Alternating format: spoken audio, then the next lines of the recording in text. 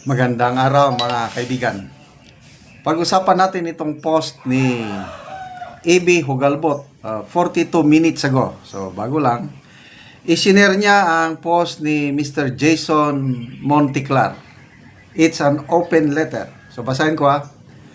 An appeal to Governor-elect Pamela Baricuatro and the excess and Gwen's madness. Grabe ang title, oh.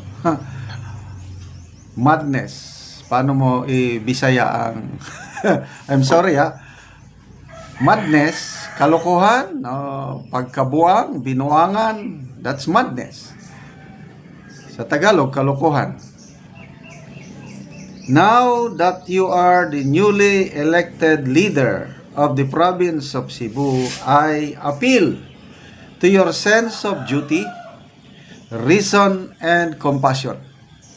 You have been chosen not to carry on the pageantry of the past, but to confront the real problems of the present.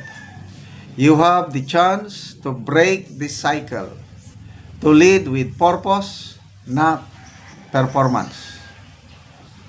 It is both frustrating and heartbreaking to watch 200 million of public funds vanish in just one day for a spectacle that, while colorful and grand, does little to address the real and urgent needs of the Cebuanos. Ako, medyo nagulat ako pagkabasa ko ito ng isang araw lang.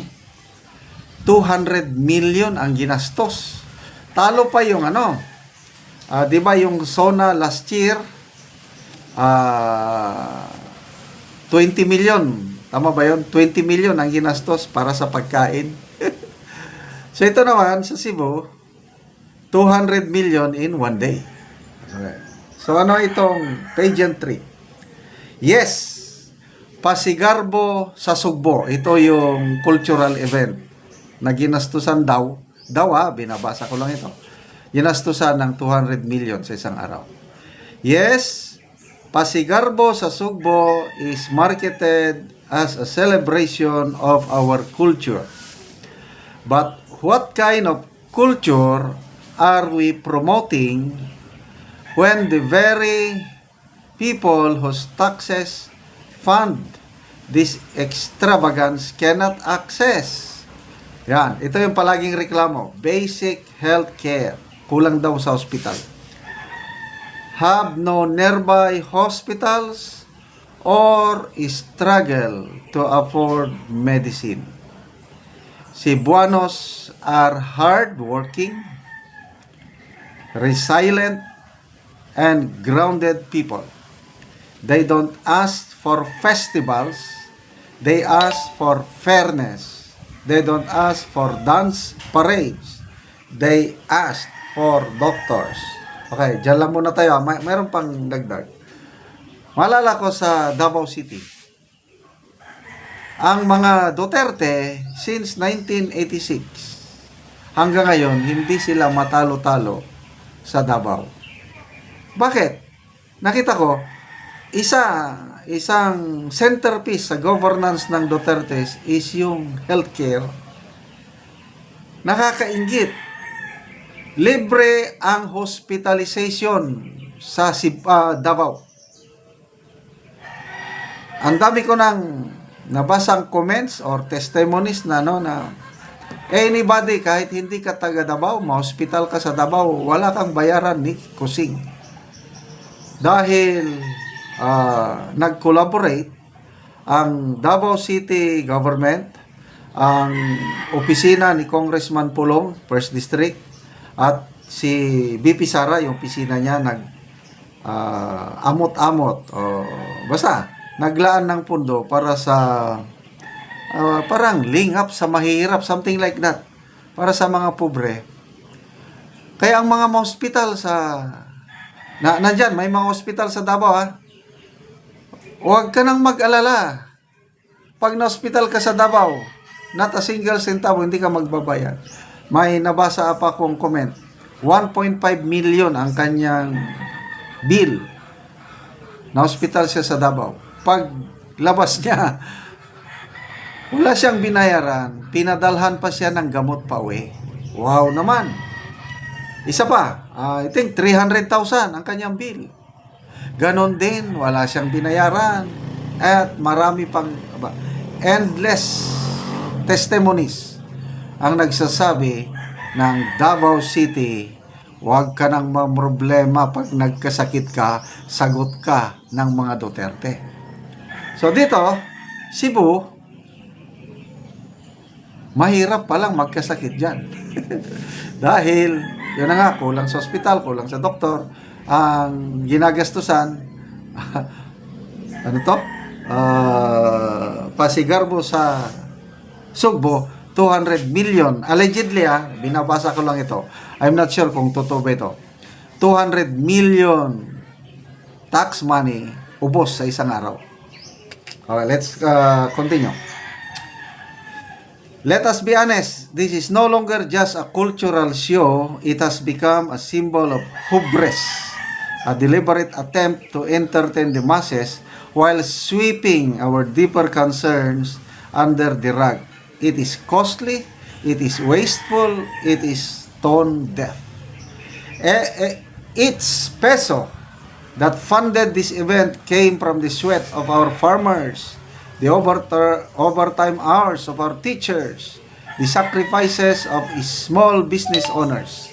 These are not mere digits on a budget report. These are pieces of people's lives. And to spend them on choreography, costumes, and confetti, while the rest of the province begs for better roads, more classrooms, and decent health facilities, that is an insult wrapped in glitter. This is not what leadership looks like. This is not the Cebu we should build.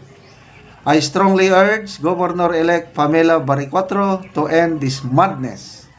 Let this be the last pasigarbo that waste the people's money. We must break this cycle of theatrical distractions and start funding what truly matters: health, education, livelihood, dignity.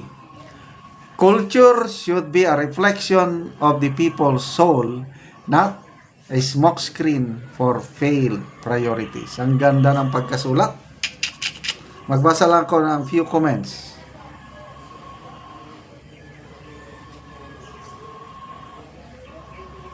Agusnidi Montoya, so much is expected. Your Cebu constituent, Governor Pam. Ito ang challenge.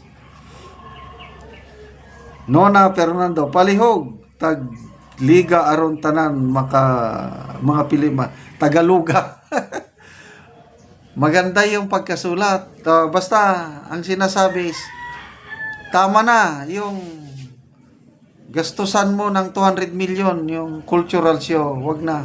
Ang instead nga 200 million gastusin mo para sa cultural show, para na lang sa roads, health services, livelihood, which is correct. So, tingnan natin. Sana tularan ni Governor-elect Baricuatro, si Tatay Digong, BP Sara, Mayor Basti kung ano ang ginagawa nila sa Davao City. Okay, salamat mga kaibigan sa inyong pagsubaybay sa ating channel. Nakakatulong kayo ng malaki sa tribong Talandig ng Bukidnon dahil ang income natin dito is pantulong sa tribo. Sa ngayon, may livelihood assistance tayo sa tribo, nagpapatanim ng saging lakatan. Panoorin nyo ang video na ito. Araw na anak ko sa saging lakatan ni Manang Ilma. Nga maayo gid ang tubo silang saging. Maayong buntag. Mayong buntag po. Oo, unsa man ka diya? Nag-abono. Buno ka og Complete. Para sa kuan ba? Kay tinulan naman. ting ulan naman. Oh, Tabunan tayon. tabunan dayon kay para di mabanla sa ulan. Oo, Bisag mo ulan. ma Steady. steady ang kuan, Oo. abono. Abono.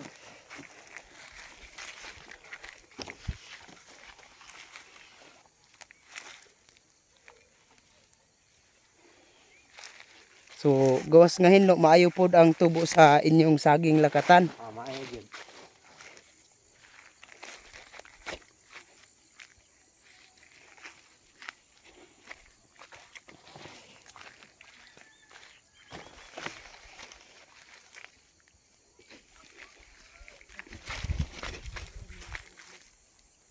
Nindot na gid kaayo ang tubo sa saging ni Manang Ilma.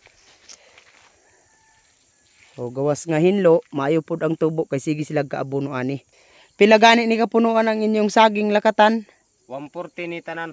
140. Oh. O karon unsa imong ikasulti sa padayon sa pagpananom, sa pag-abonos ug sa pag-suporta niini? Unang-una daghang salamat sa Ginoo kay gitagaan minyag ulan. Mm. Makabuylo among tinanom ani sa kaning lakatan.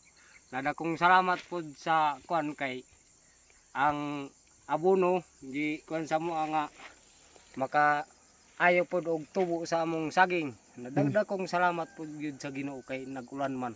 Mm. Nag-abono lagi mi karon kay para padayon ang mayang tubo. Basin day og makuan pa nato nga makatabang sa mga bata. Kuan pod kanang manalamat pod mi sa nagtan-aw sila og pagtabang sa amo. Okay, salamat.